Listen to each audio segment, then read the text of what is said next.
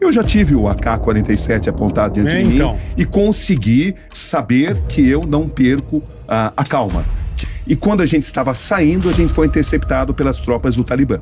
Aí eles botaram o Kalashnikov diante de nós, o nosso cinegrafista ficou com muito receio. Essa vez você ficou quantos dias lá, Cabrini? Nessa vez eu fiquei 40 dias lá. Caraca! 40 dias. 40 dias? É a média que eu sempre procuro ficar. E você vai...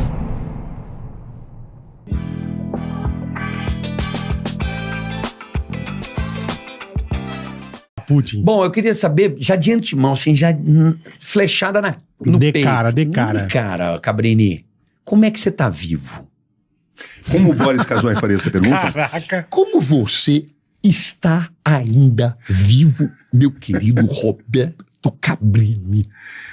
Olha, o que eu diria, bom, em primeiro lugar, né, é um prazer responder essa pergunta do Boris. A gente só brinca com quem a gente gosta. É verdade. O Boris é outro gênio da nossa profissão. Não tenha dúvida. Mas eu diria para vocês que o que vocês chamam de risco, de coragem, para mim é sempre uma missão calculada, aonde a gente procura cobrir conflitos internacionais, fazer matérias investigativas, mas sempre dentro de uma racionalidade. Existem aqueles que cobrem guerra de um hotel, de um quarto de hotel, e outros que vão para a linha de frente. Quando você vai para a linha de frente, você precisa estudar a melhor forma de fazê-lo. Quando você faz uma matéria investigativa, você, por exemplo, investiga a banda podre da polícia, você sempre procura demonstrar que você não está perseguindo ninguém.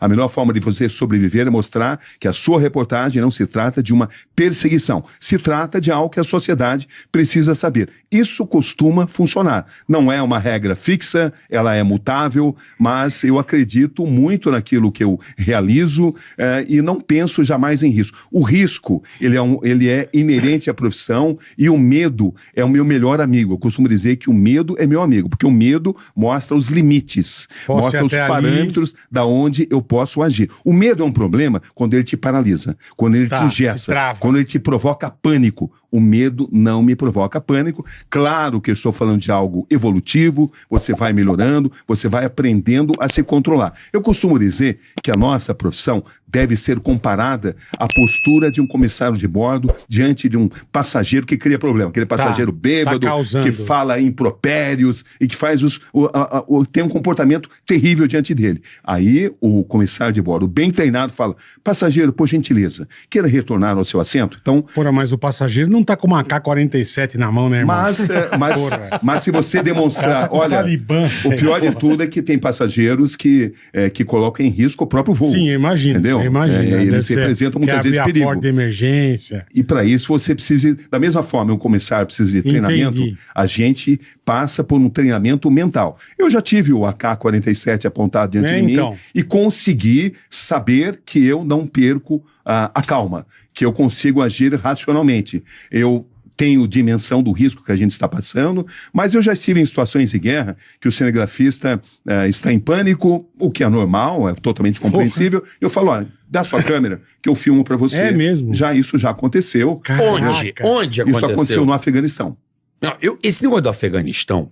foi brabo, hein? Eu assistindo aquela matéria, você sentado naquela sala, os caras com turbante e com as metrancas... Talibã, né?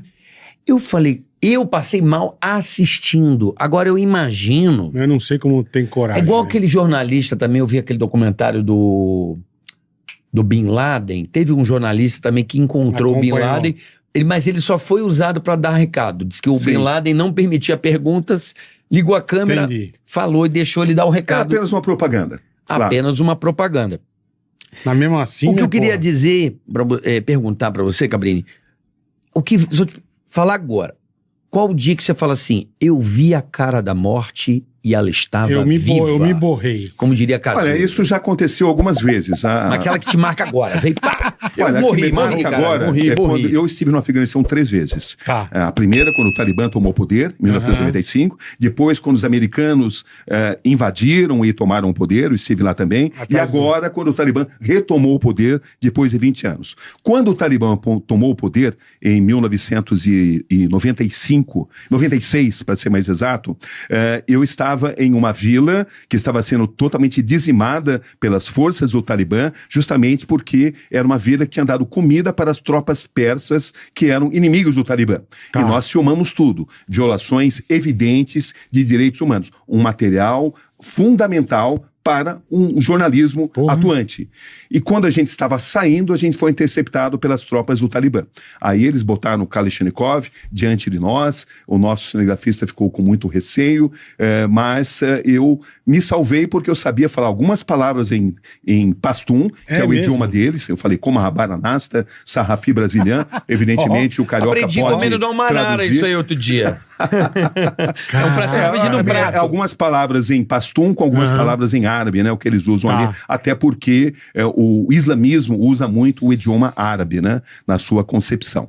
Então, o que eu procurei nessa hora dizer... que você conseguiu segurar a Eu onda. procurei demonstrar, Bola, que eu era um jornalista brasileiro, não era um jornalista americano, estava lá também para respeitar o lado deles da história. Entendi. Claro que o meu vocabulário em pastum não é muito grande, mas eu consegui pelo menos fazer com que eles trouxessem um comandante talibã que falava inglês bem, com quem eu pude conversar bem. E aí eu procurei demonstrar que a gente tinha se perdido, mas que a gente se preocupava muito em mostrar o lado deles da história. Porque o Talibã, como tantas facções islâmicas, eles têm sempre a concepção de que você tem preconceito com relação àquilo que eles pensam. E um dos preceitos básicos da nossa profissão é mostrar a diversidade. Eu sempre digo que quando nós estamos fazendo jornalismo, o jornalismo não se trata de um ato de convencimento. Eu não estou fazendo uma matéria para fazer com que as pessoas pensem como eu penso. Eu estou fazendo uma matéria para que as pessoas, munidas de boas informações, possam tomar decisões melhores. Foi o que eu procurei demonstrar naquele instante, que eu estava ali para mostrar, inclusive, o lado do Talibã. O que o Talibã pensava e que eu não tinha qualquer tipo de preconceito. O detalhe, eu quero saber o detalhe, Cabrini, ali. O momento, o que foi? O cara apontou, alguém apontou uma arma? Então, quando eles nos interceptaram, eles apontaram o Kalashnikov em nós, e eu falei, puxa, agora talvez a gente não tenha nem tempo de fazer explicações. Entendeu? Pelo amor de Deus. Mas isso já dentro do Afeganistão. Isso quando a gente estava saindo dessa vila. Dentro do Afeganistão, mais ou menos uns 40 quilômetros de Cabul, a capital. Vocês não a gente estava saindo. De ninguém do exército a gente estava acompanhando de um guia, entendeu? Mas eles não quiseram, eles deixaram o guia de lado. O problema deles era eu e o cinegrafista. Putas que Você sempre viaja em duas pessoas. Olha, numa guerra, às vezes a gente viaja em 3 também. Numa guerra é importante você estar com equipes compactas, porque o deslocamento é muito importante. E fazer deslocamento em muitas pessoas é difícil. É difícil, porque transporte, deslocamento em zonas de guerra é algo crítico. Então, o que eu procurei naquele instante foi manter a calma para conseguir falar. Quando eu percebi que ele pelo menos queria saber quem a gente era, mesmo tendo o fuzil apontado diante de nós, eu percebi que a gente tinha uma chance. Foi quando eu falei, e ele conversou, eles eram em 3, eles conversaram entre si, e eu consegui pelo menos convencê-los a que eles trouxessem um comando do Talibã, porque muitas vezes eles atiram primeiro e perguntam depois. Entendeu? E naquele momento, quando eles trouxeram o comando Talibã, eles ainda estavam muito agressivos, mas à medida em que eu pude dar as nossas explicações, entendeu? Minha e do nosso cinegrafista, eles, de uma postura muito agressiva, eles nos ofereceram comida, que era pão, tomate e muita areia. Muita areia. Nunca vi tomate, areia. Tão delicioso. Farofa. Comi tudo sem reclamar. Farofinha árabe. Farofinha árabe. Farofinha árabe. Aliás, a gente fala árabe, na verdade, o Talibã não é árabe, né? É uma outra etnia, eles são islâmicos, mas eles não são árabes. Eles não são árabes? Não. O afegão não são persas também. Otomanos. A etnia deles é a etnia pastum.